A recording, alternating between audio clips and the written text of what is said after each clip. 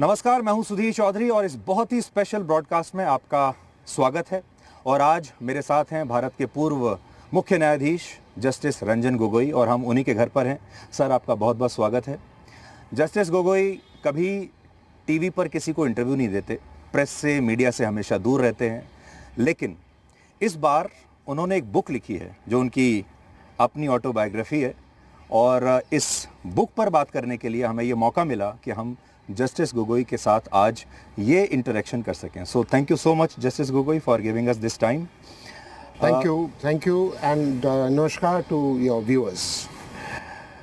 आप 18 साल तक माय लॉर्ड रहे और माय लॉर्ड से मिस्टर गोगोई की ये जो जर्नी है, now today people can call you mister Gogoi, justice Gogoi, MP Gogoi.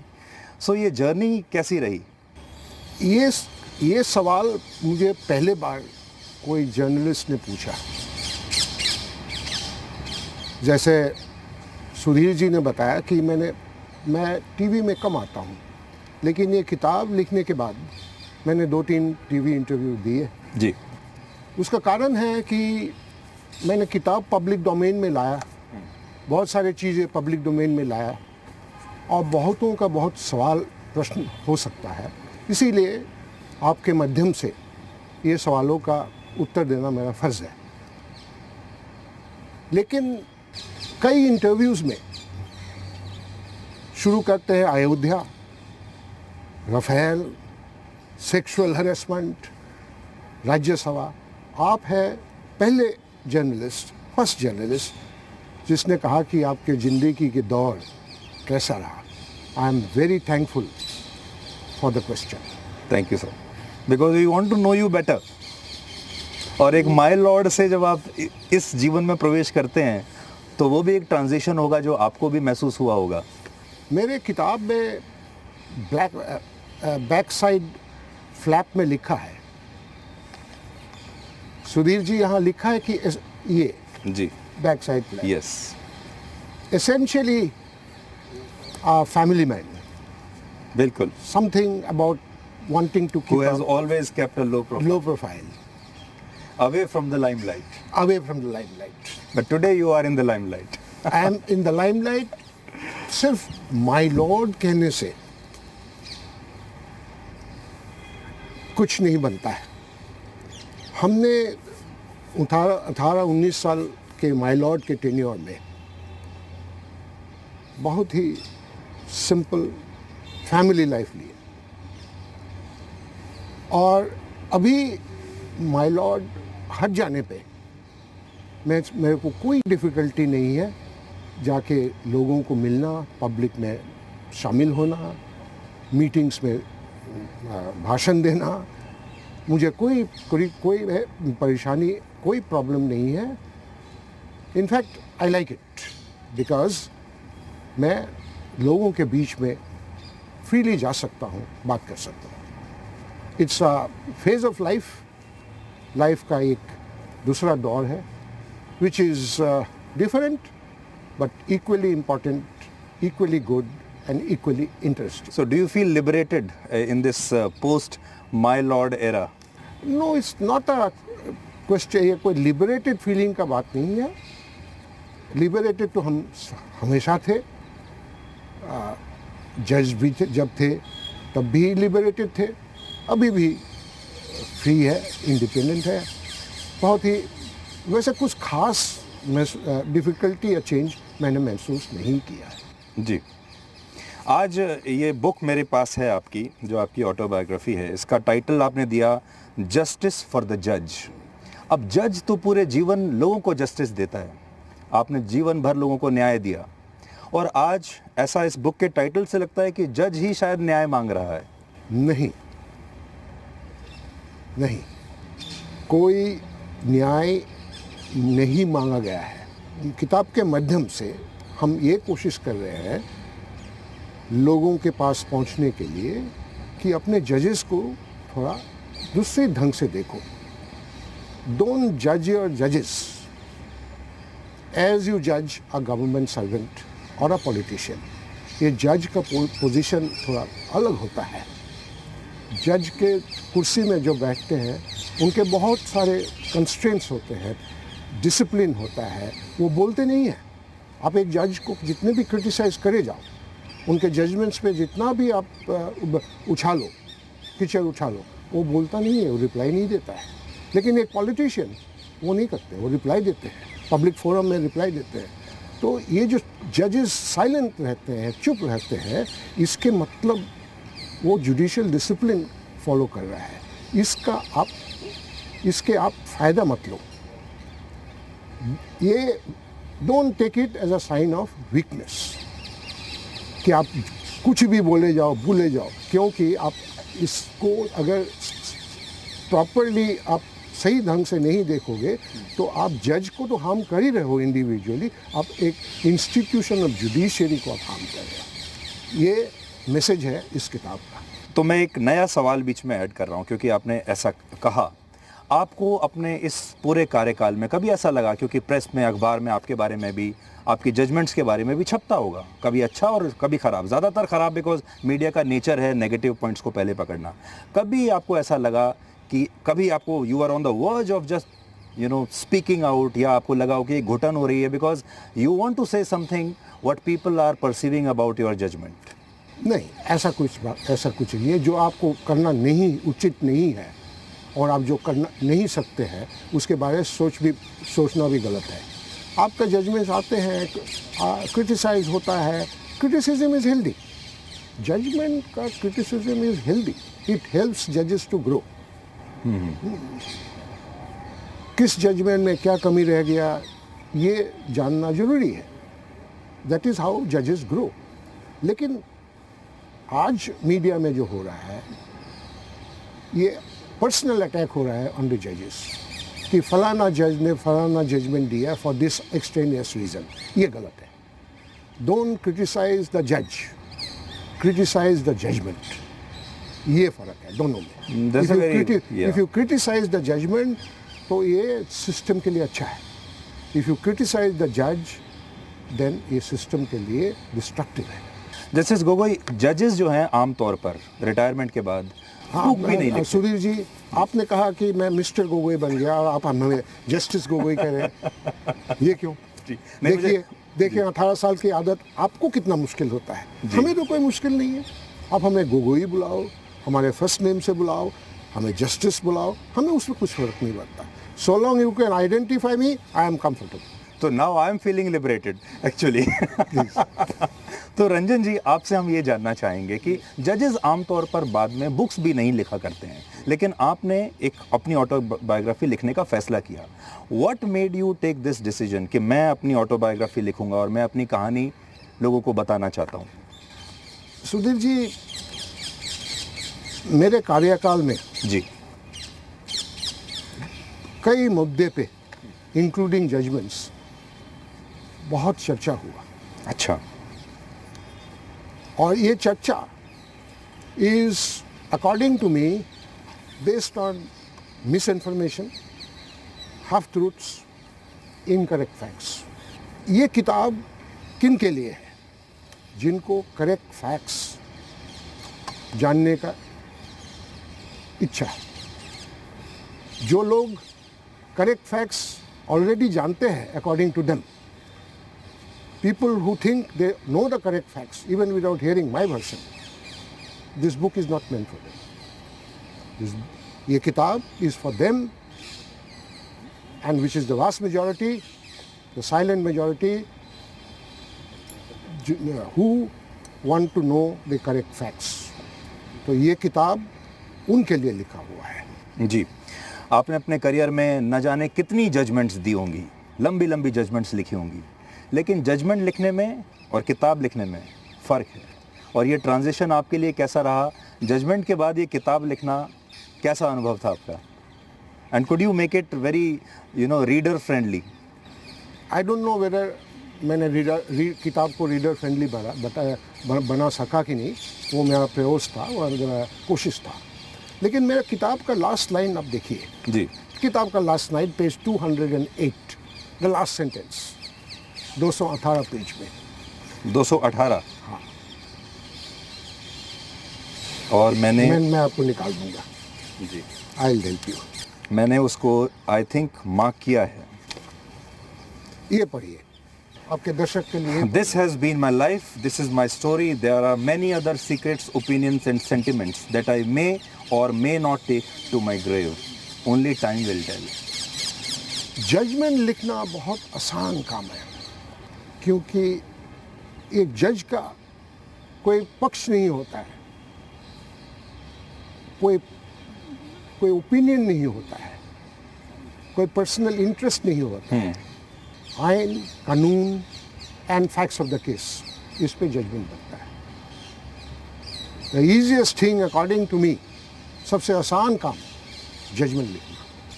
लेकिन किताब and particularly an autobiography, starting from my childhood, say 1970, 50 years, compress it in 200 pages, remember 40-year-old incidents, difficult. ये last line जो सुधीर जी ने पढ़ के आपको सुनाया, इसमें सारी कहानी छुपा है। किताब लिखना कितना डिफिकल्ट काम है कि मैं अपने पूरे 100 के 100 सीक्रेट्स या फैक्ट्स मैं आपके पास अभी नहीं लाया। बहुत वजह है, बहुत कारण है इसका, और ये फैक्ट्स कभी बाहर आएंगे नहीं आएंगे, आई कांट से। ये सवाल मैंने एक बार फॉर्मर प्रेसिडेंट प्रणब मुखर्जी से भी पूछा था कि उनके पास भी बहुत सारे राज थे, बहुत सारे सीक्रेट्स थे, क्योंकि वो इतने पब्लिक लाइफ में इतने दिनों तक रहे, इतनी इंपॉर्टेंट पोजीशंस पर। और आप भी एक ऐसी पोजीशन पर रहे हैं कि आपके पास भी सीक्रेट्स तो बहुत होंगे जो इसमें अभी आपने लिखे नहीं हैं। So what happens to those secrets? Will you take them to your grave or we will get to know about them someday? I said in my book, only time will tell, समय ही बताएगा। किताब लिखने में हमको अपना story लिखना है, अपने जीवन के इंस्टीट्यूशन के बारे में लिखना है, लोग जो इंस्टीट्यूशन से जुड़ा हुआ है उनके बारे में लिखना है, और सबसे इम्पॉर्टेंट है कि ये सारी कहानियाँ लिखने में इंस्टीट्यूशन को कोई डैमेज ना हो। The institution must be protected at all cost. भला ही मैं सब कहानियाँ या सब राज या सब सीक्रेट्स पब्लिक डोमेन में ना लाऊं, let me make that sacrifice in my book. Let my book remain incomplete, जी। Let me be dissatisfied, let me be half satisfied, but the institution cannot be harmed. That is why किताब लिखना और judgement लिखना दो अलग चीज़ें हैं। अब since you spoke about the institution, तो मैं अब आपको आपकी बुक के पेज नंबर 101 पर ले जाता हूँ, where you have written about the famous और इनफेमस प्रेस कॉन्फ्रेंस। और वो प्रेस कॉन्फ्रेंस को लोगों ने अलग अलग तरीके से लिया था। कुछ ने कहा कि आपने you have actually damage the institution. आज और आपने लिखा है कि आप नहीं जानते थे जब आप वहाँ जा रहे थे कि ये इतनी बड़ी प्रेस कॉन्फ्रेंस होने वाली है और पूरा मीडिया वहाँ होगा। आपको ये बताया गया था कि शायद कुछ 2-4 जर्नलिस्ट आ रहे हैं और उनसे बात करनी है। Do you today regret that you went there and you were part of that group? नहीं, I don't regret. I don't regret for a moment.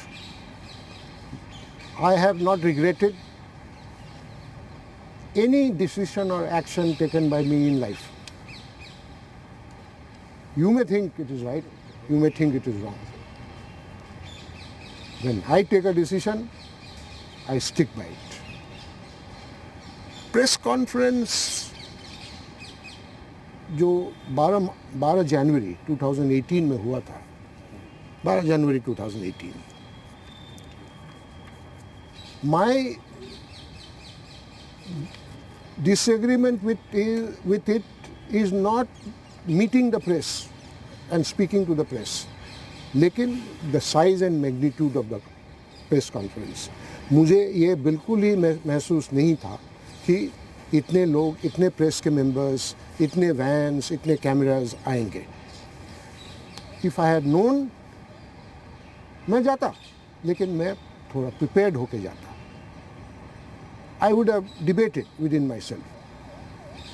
जब ये कहा गया मेरे को let us go and meet the press, my understanding, and perhaps I am wrong, my understanding was Supreme Court में 20-25 press media लोग हमेशा आते हैं, 2 प्रेस लाउंज है, उन्हीं में से कोई आएंगे, थोड़ा बातचीत होगा, चाय पानी होगा, चले आएंगे. लेकिन इस तरह का कॉन्फिडेंस ये मैंने एनविसाज नहीं किया था. It was not in my a, but I don't regret it because I feel that we were fully justified. एक चीफ जस्टिस ऑफ इंडिया को अगर बार बार उनके 4 सीनियर जजेस टेल हिम कि आप जब PIL केसेस एलोकेट करते हो, don't go by haphazard allotments, seniority के आधार पे केस बांटो. और कई बार कहने से भी ये नहीं हो रहा था, तो क्या करते हैं? हमारे कोई दूसरा we thought there was no alternative. But मान लीजिए जब आप चीफ जस्टिस ऑफ इंडिया बने और आपके को ब्रदर्स, आपके ब्रदर जजेस अगर आपके खिलाफ इस तरह की प्रेस कॉन्फ्रेंस करते तो आपको कैसा लगता, और क्या आप चाहेंगे कि ये ट्रेडिशन एक वन ऑफ इंसिडेंट बन के ख़त्म हो जाए, या आप चाहते हैं कि ये आगे भी होना चाहिए? Sudhir ji, life is an experience. एक बार ये जो प्रेस कॉन्फ्रेंस हो गया एंड इसके कारण किस वजह से हुआ, once it becomes known, I think every chief justice will be careful. This is the moral of the story. This is the success. कि उनके अगर 5 जजेस जाके उनको कहेगा कि आप ये मत कीजिए, आप ही करोगे, बट ये ऑल्टरनेट एक है, ये सोच लो, ये ऑल्टरनेट भी कंसीडर हो सकता है. So far as the press conference is concerned, I think, I hope, and I am confident that there will be no second occasion for this. अब कभी नहीं होगा? नहीं. अभी the institution has come to a good understanding. There is effective, मेरे tenure में there was wide effective consultation. ये सब बातें कोई arbitrary, ये my powers, I will exercise it, I will not listen to you, ये सब हम लोग सब मिल के करते थे. Ranjan ji, what makes you special and different from others is that you gave very big judgments in your tenure. और उन जजमेंट्स की बात तो होगी, जिसमें सबसे बड़ा जजमेंट को लेकर बात आती है अयोध्या के जजमेंट को लेकर. 150 साल पुराना विवाद, जिसके बारे में हर जज ने, हर बेंच ने यही सोचा कि हमसे जो आगे आएगा वो सोचेगा, वो हम अभी किसी तरह से इसमें से निकलते हैं. आपने उसको you took it head on और आपने ये सोचा कि एक डेडलाइन रखे कि इसको निपटाना है. आज जब पीछे मुड़कर देखते हैं आप उस जजमेंट को लेकर, तो कैसे देखते हैं? क्योंकि देश को भी विश्वास नहीं हुआ था कि बाबरी मस्जिद और अयोध्या मंदिर का मामला कभी सुप्रीम कोर्ट से निपटेगा निकट भविष्य में. ऐसा लगता था और 50 साल तक इस पर चुनाव लड़े जाएंगे. सुधीर जी, मैं पीछे मुड़ के जब देखता हूँ, आई एम सरप्राइज्ड कि मैंने क्या किया. मैंने एक केस डिसाइड किया, अयोध्या. ये केस काफ़ी वॉल्यूमिनस था. हाई कोर्ट का जजमेंट 4000 पेज, प्रिंटेड 4000 पेज का 4 वॉल्यूम्स में आया. इससे इस बुक से कहीं बड़ा. इस बुक तो 200 पेज का. हाई कोर्ट का जजमेंट 4000 पेज का है, 4000 page judgement which was challenged. जो एविडेंस था, ओरल एविडेंस, 14000 पेज का था. डॉक्यूमेंट्स 12-13 हजार पेज का था. ये document Sanskrit, Arabic, Persian, Urdu, इस भाषाओं में था. आर्कियोलॉजिकल सर्वे ऑफ इंडिया के कई वीडियो रिकॉर्डिंग्स थे विच वर एडमिटेड इन एविडेंस. ये केस मेरे को सौंपा गया मेरा प्रेडिसेसर दीपक मिश्रा. उन्होंने रिटायरमेंट के पहले जुडिशियल ऑर्डर 28 या 29 अक्टूबर 2018 में ये फिक्स कर दिया केस. तो मैंने केस कहीं से निकाल के फ्रॉम कोल्ड स्टोरेज मैंने ना डाला नहीं, ये केस मेरे पास by order of my predecessor had come. या कह लीजिए ये डेस्टिनी थी कि आपके हाथ से होना था ये। डेस्टिनी अब शुरू होता है। मेरे सामने दो चॉइसेस थे, मैं छुप जाऊं या मैं इसको फाइट करूं। अब छुप जाने का तो आदत है नहीं, so the only alternative is to fight it, और हमने वही किया। एंड इस फाइट में एक ही प्रॉब्लम था कि मेरा रिटायरमेंट। लेकिन मैंने जब शुरू किया केस, मैंने अपना हिसाब किया और मेरे को ऐसा लग रहा था कि it is possible to do it. ये बहुत बड़ा चैलेंज हो गया था, लेकिन हम पांचों जज मिलके इस चैलेंज को ओवरकम किए और मेरे रिटायरमेंट के 10 दिन पहले इस केस का जजमेंट आ गया। आपके साथ जो बेंच में जजेस थे, क्या वो इस बात से कन्विंस थे कि आपके टेन्योर में रहते रहते इतने दिन में ये हो सकता है, या initially they were also very doubtful about the outcome? I don't know about that.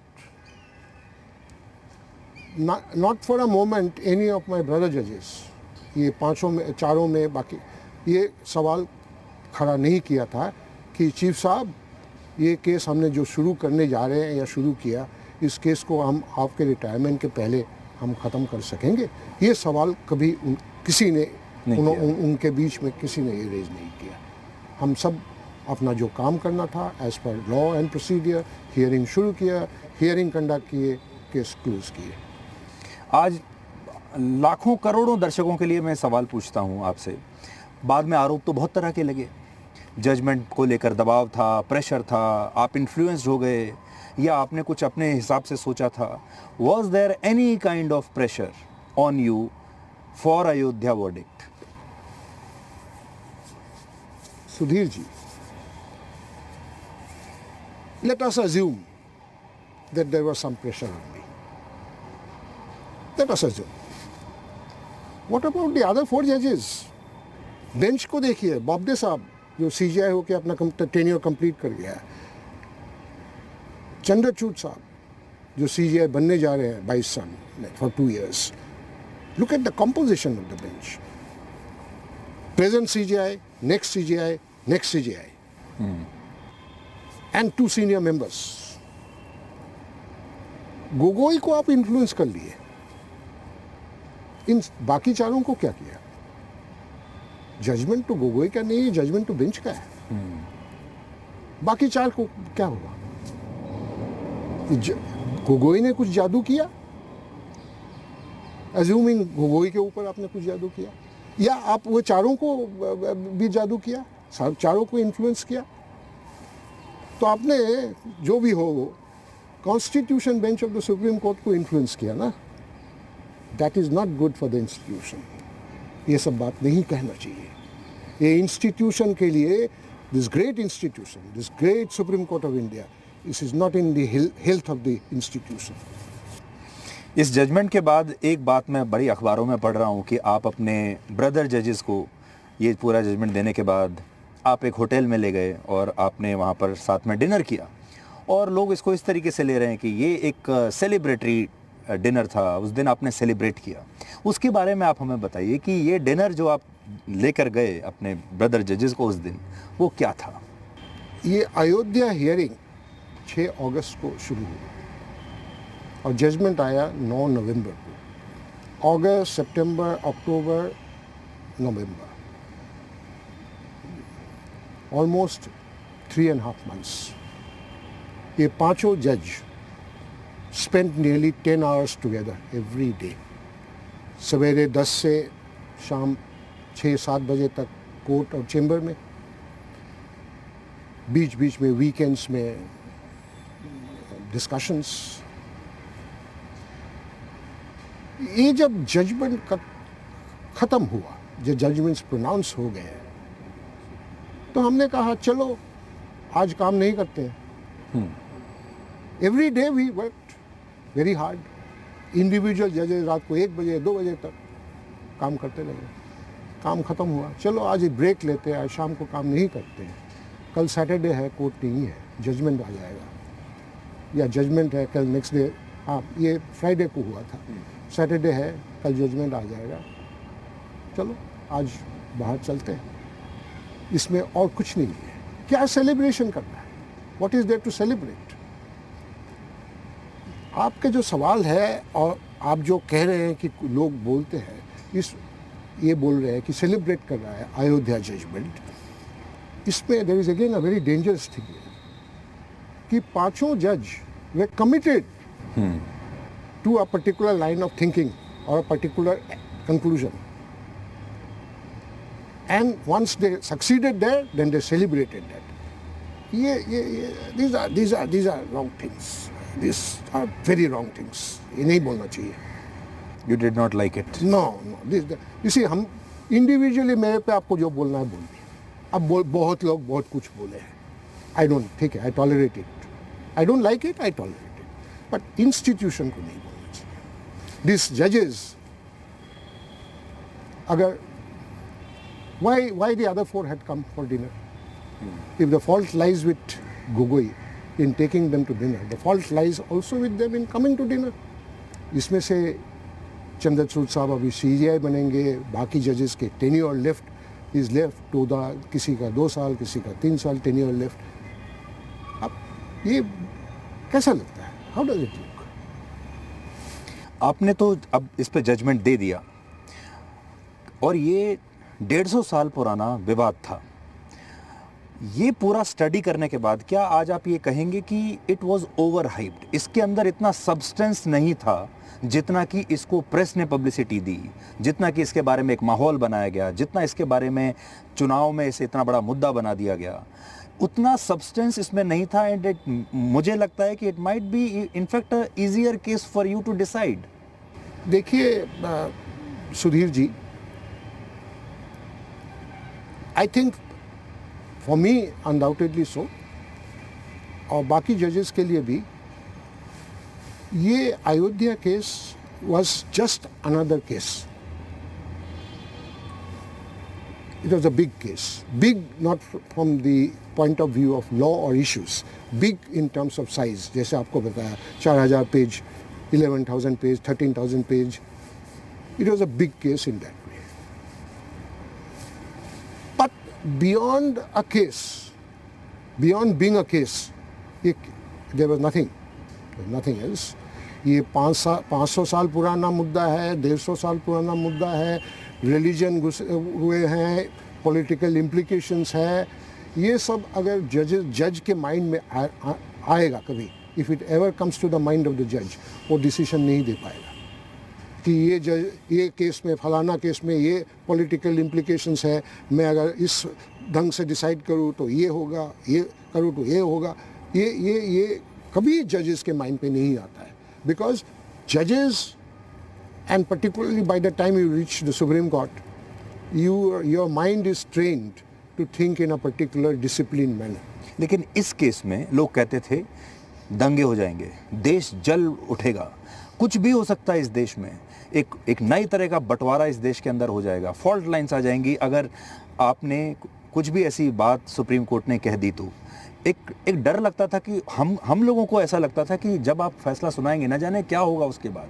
कभी ये प्रेशर आपके ऊपर भी लगा कि आपकी कलम में इतनी ताकत है, एक शब्द इधर से उधर हुआ तो देश जल सकता है? You know, Sudhir ji, it feels very nice when you tell me all that. अब जब आपने जो कहा अभी, मेरे को बहुत अच्छा लगता है, अच्छा लगा है। ऐसा कोई कंसिडरेशन कि ये जजमेंट से दंगा होगा, देश टूट जाएंगे, ये इवन फॉर अ मोमेंट ये सोच में कभी नहीं आया। आना चाहिए था, नहीं आना चाहिए था, क्यों नहीं आया ये मैं नहीं जानता हूँ, but never for a moment Ayodhya was anything more than a civil dispute between two parties over a piece of land. आप देखिएगा राफेल में रिटायर्ड जजेस का क्या कमेंट आया, अयोध्या का रिटायर्ड जजेस में क्या कमेंट आया। तो इसीलिए jokingly in a lighter vein मैंने कहा, रिटायर्ड जजेस don't talk about the judgements, they only attack the judgements of others. Correct, आपकी बात सही है। आपने राफेल का नाम लिया, राफेल भी आपके करियर में एक बहुत बड़ा केस माना जाएगा और राहुल गांधी ने सुप्रीम कोर्ट को मिस कोट करके चौकीदार चोर है एक बहुत बड़ा नारा भी दे दिया था, जो कि आपकी कोर्ट में बाद में आया भी था। और शायद ऐसा लगा कि सुप्रीम कोर्ट ने जो नहीं भी कहा वो भी एक बड़ा चुनावी मुद्दा बन गया, and in a way they were trying to use you. How did you feel that day? No, trying to use me to do what? Or get what? Election में Election, राफेल का।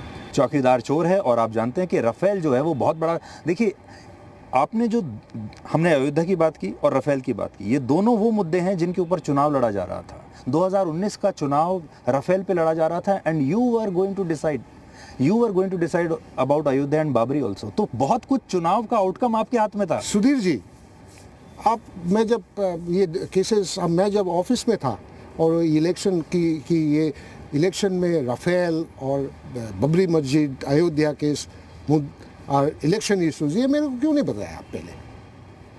Why didn't you tell me about this cases earlier? अभी क्या बोलने से क्या फायदा है? I should have known. देखो सुधीर जी, तब आप मिलते ही नहीं थे किसी से। I know your gates were close that time and you hardly met any media people that time. That is on a lighter vein. जज का, his religion, his language, his thinking is the law and the Constitution of India.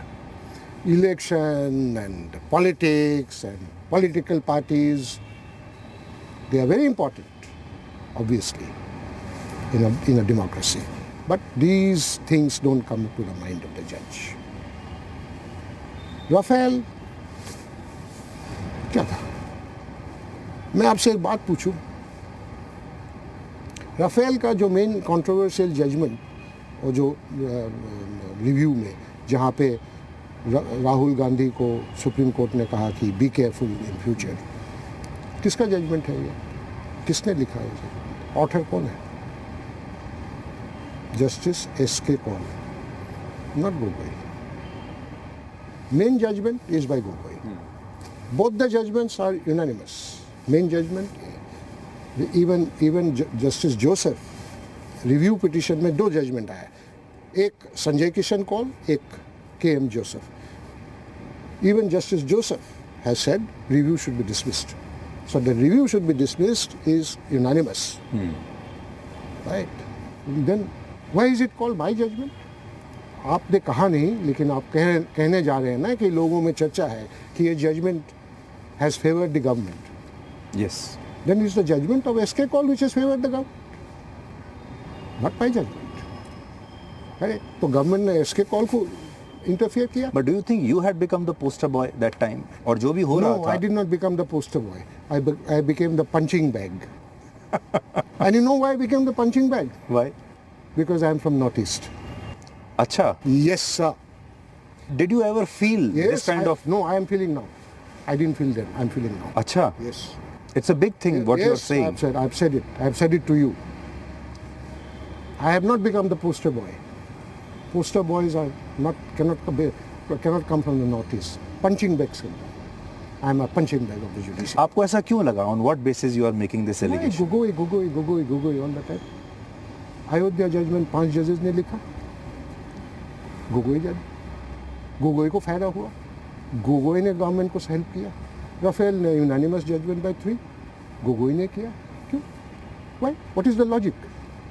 Tell me, what is the logic? Except that you want a punching bag, and what a easier punching bag than one which cannot give back. I don't have anybody in Delhi to support me. I have no politicians. I have no friends in the judiciary to support me. Who will? Did you ever feel lonely because you are coming from Northeast? No, I didn't feel lonely because I come from the Northeast. But I felt lonely, yes. This Northeast feeling has generated in me of late. And I think I'm fully justified in saying so. How will you fix it? That time will take care of itself. But I'm telling you one thing, Sudhirji, through your medium. Let the powers be, whether they are in the government or they are in parliament. Northeast needs special handling. Beyond that, I don't want to say. But treat Northeast with care, caution, with compassion, with understanding. This is not the way of doing it. No, what you are saying, it makes me feel very sad. And जो आप बात कह रहे हैं, अगर ऐसा impression है, तो this Why? is very, yeah. Otherwise, why? Tell me why? Why attack and attack and attack? As 2 साल से, I have retired. I went back to lead a peaceful life in Guwahati. I have built a new house there with all my savings. I couldn't. Attack, social media attack, newspaper columns there. And I told you, आप पहले journalist हैं जो ये interaction, interview, conversation जो भी आप कहिए, you started on a different note. नहीं तो क्या है बताइए. Look at your medias and look at the imagination of a lot of people. Sexual harassment, Rafale, Ayodhya, Rajya Sabha. These are the 4 issues. आज 2 साल से इसको आप घिसे पिटे इसी पे लगे हो. You cannot find a 5th issue. Why? Yeah. There has to be some decency somewhere. Things have to stop somewhere. Justice for judge. No, I can understand what you are saying, and as I said, this is sad कि आज आपको भी ऐसा महसूस हो रहा है और इतना दुष्प्रचार हुआ. इनफैक्ट मैं आपकी बुक में ही कोट कर रहा हूँ. आपने लिखा कि I should have realised the enormous power of the media to do और अनडू, मेक और unmake. My passive response in the situation was perhaps due to my lack of exposure on this front. अब मैं लिख ही दिया तो और क्या बोलूं. मीडिया की ताकत को आप समझ नहीं पाए. नहीं, बिल्कुल. और फिर उसका शिकार हो गए. ये शिकार पार्ट आई डोंट नो, लेकिन मैं ताकत नहीं समझा. Victim. वो भी मैं I could not understand the power of the media, and Sudhir ji, I do not want to understand that power because it doesn't concern me, it does not bother me. My regrets are that by hurting a man, you have hurt the institution. And that man held no less an office than the CJI. You have hurt the institution, you have damaged the institution. क्योंकि हमने देखा कि हमने और भी बहुत CJI इस देश में देखे हैं, और भी बहुत CJI हमने देखे हैं जिन्होंने और दूसरी बाद में कॉन्स्टिट्यूशनल पोस्ट ली हैं, गवर्नर भी बने हैं, उन्होंने भी जजमेंट्स दिए हैं. बट आपको ऐसा लगता है कि किसी ने पिक एंड चूज किया और लगातार टारगेट किया. मेरे किताब में मैंने लिखा है, the attack is selective. The attack is selective, absolutely selective. Why? आप बताइए. मैंने बोला because I am from the north east, I can not give a retort. इसीलिए if I had the resources of organising things for a retort, it would not have happened. I was too busy in doing work till my last day. मैंने अयोध्या के बाद 3 judgements दिए हैं. अयोध्या के बाद Rafale, Sabarimala, Roger Matthew. Roger Matthew was with regard to the powers of Parliament to bring money bills. Through money bills, bring other laws. I worked till the last date. Was it a mistake? I should have functioned differently. I should have been more practical. मैंने लिखा है किताब में, I didn't understand the power of the media. And I don't want to understand, I'm telling you, because I'm not bothered. I have reached a stage of supreme indifference. आप कुछ भी बोल लो, it doesn't touch me. अब हम इस interview के आखिरी अध्याय पर आते हैं और बात उस इशू की करते हैं जिसने शायद आपको बहुत परेशान किया होगा, जिसने आपको शायद ये बुक लिखने पर भी मजबूर किया होगा और जिसमें आपको लगा होगा कि आपके साथ justice has not been done to a justice, that sexual harassment case. और मुझे लगता है कि लोग उस मामले पर भी आपकी बात ज़रूर सुनना चाहेंगे और आज आपके पास ये पूरा मौका है, मंच है बताने का कि उस पूरे केस में ऐसा दिखाने की कोशिश की गई that you are very powerful, you are misusing your position, you can influence the investigation और आपने जस्टिस होने नहीं दिया.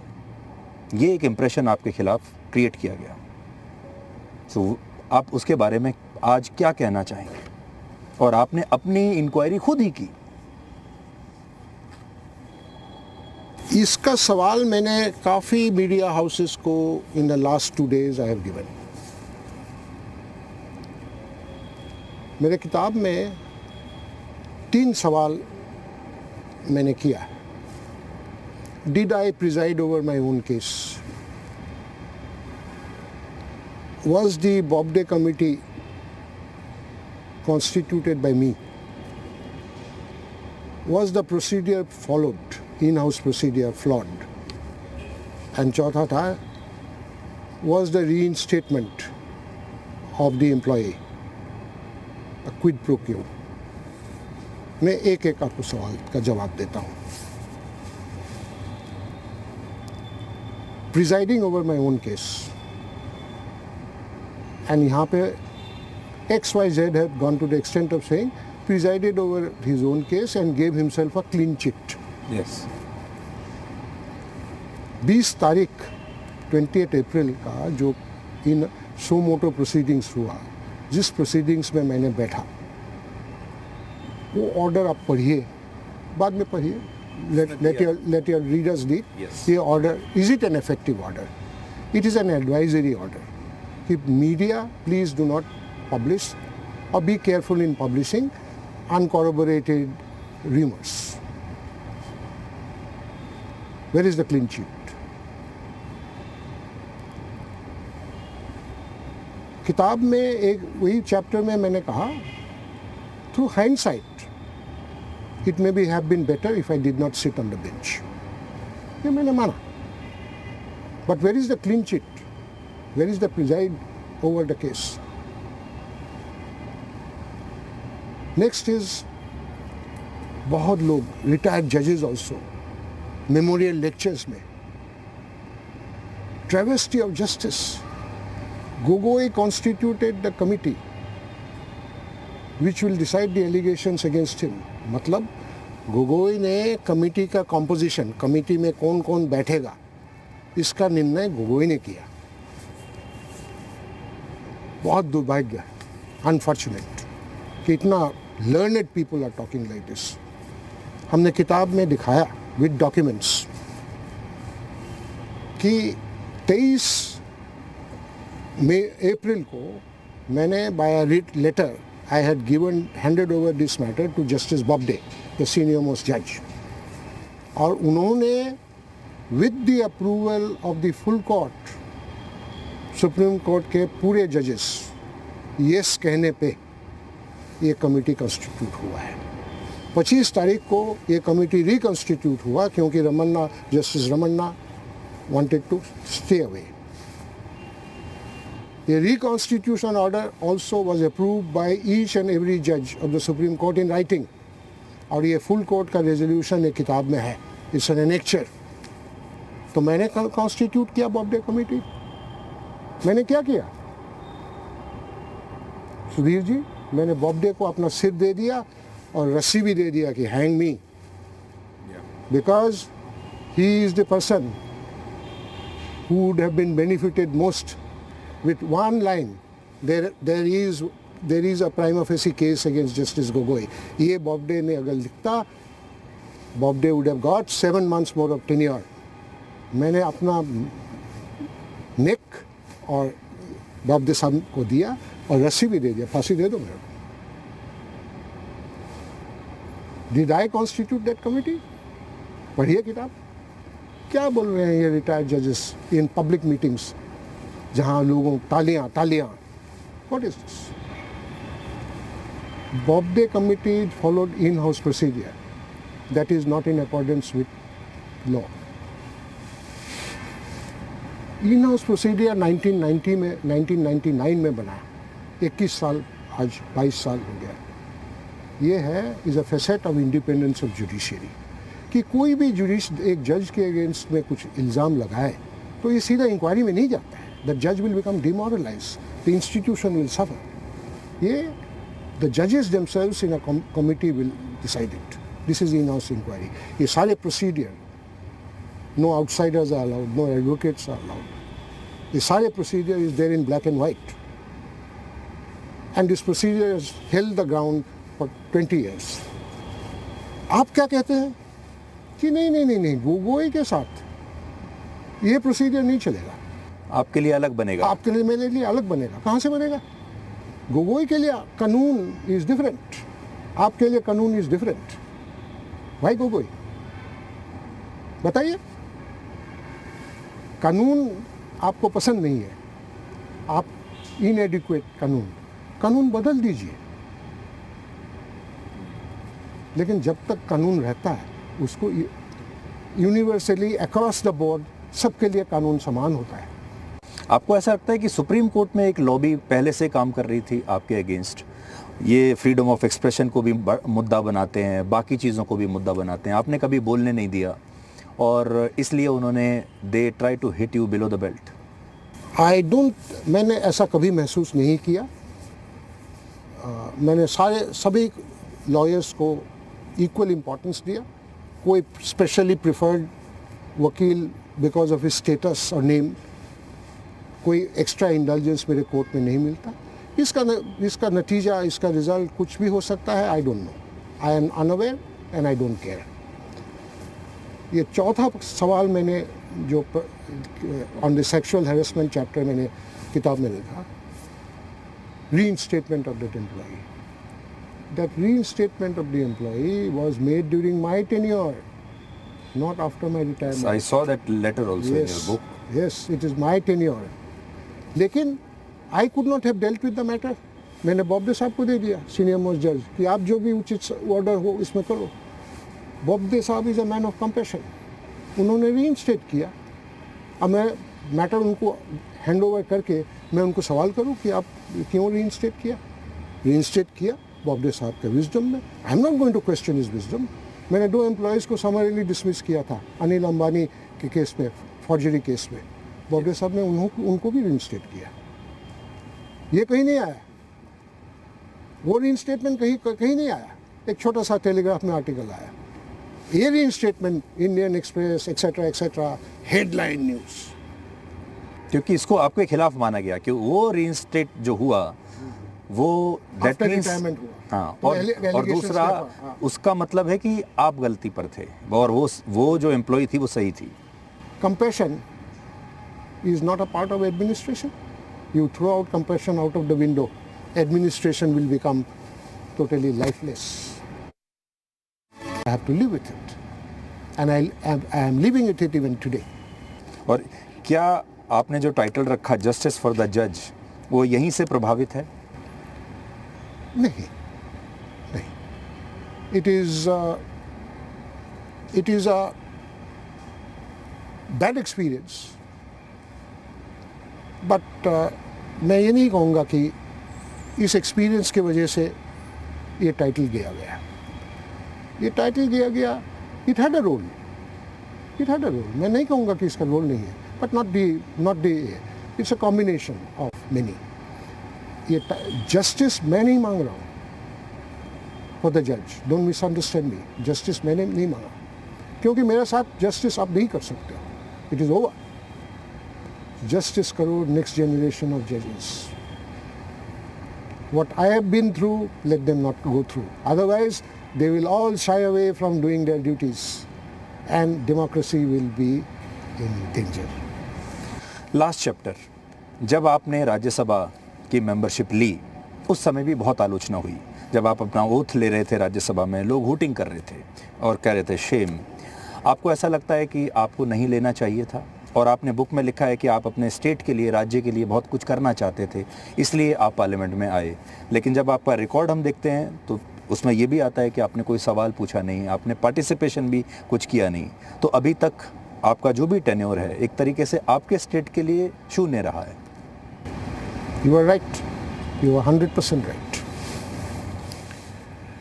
My not going or going to the parliament in the recent past is mainly on account of COVID. 2 session में letter of absence मैंने chairman साहब को लिखा that I will not be attending. so far as acceptance of nomination is concerned, even if I were to have some regret at some point of time, even if, don't misquote me, with the attack being made, I am determined. Sudhir ji, attacks do not make me frightened. They do not cow me. I know what I am doing. अगर मैं Rajya Sabha membership ना लेता और human rights के chairman बनता, तब भी ये अटैक होता कि नहीं?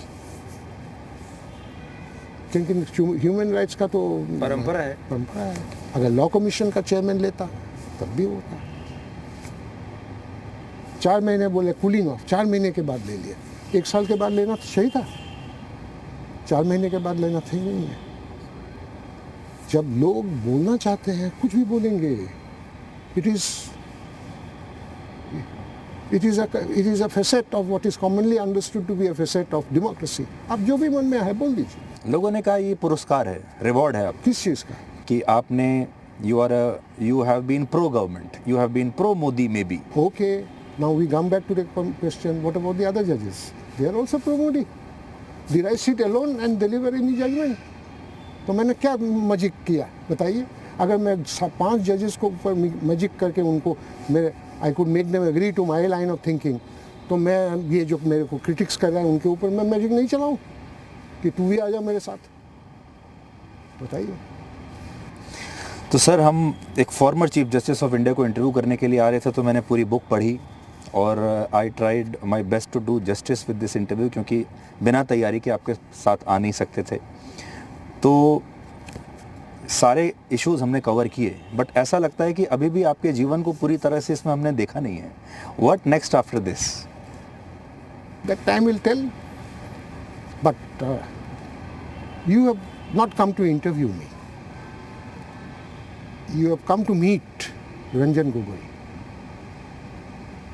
not a former Chief Justice, Ranjan Gogoi, who happened to be a former Chief Justice. नहीं, आप यकीन मानिए, जब मैं आपसे मिलने के लिए आ रहा था तो मेरे मन में ये था कि I am going to meet my lord, लेकिन जब आपको मिला और जब ये इंटरव्यू हुआ, और मुझे यकीन है कि हमारे जो दर्शक भी देख रहे होंगे, आज उनका एक नया परिचय हुआ होगा, not chief justice of India Ranjan Gogoi, justice Ranjan Gogoi, बल्कि Ranjan Gogoi the human being.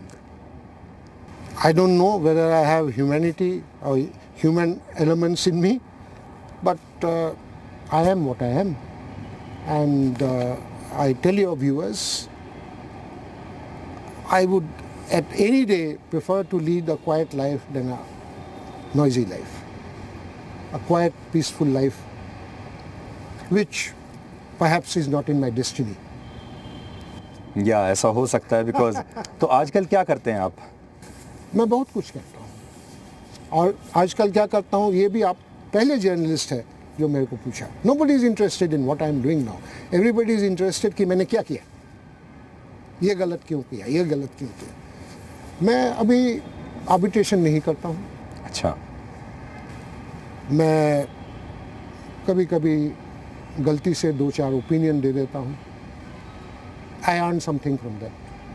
क्योंकि आप राज्यसभा से भी पैसा नहीं लेते हैं, आपने बुक में लिखा है, you are not drawing your salary as MP. I am doing not only salary, I am not even drawing any allowances.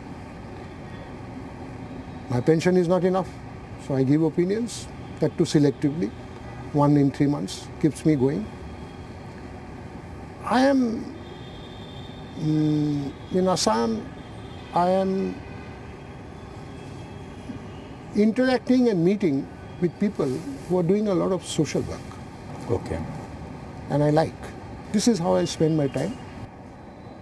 आपने जो कहा, आखिरी सवाल मैं लोगों के लिए भी पूछ लेता हूँ। बहुत लोगों को ऐसा लगता है, और ये सवाल CJI से नहीं, रंजन गोगोई से है, क्या सुप्रीम कोर्ट में भी भ्रष्टाचार है? क्या सुप्रीम कोर्ट में भी करप्शन है? इस सवाल का जवाब मैं इस ढंग से दूंगा।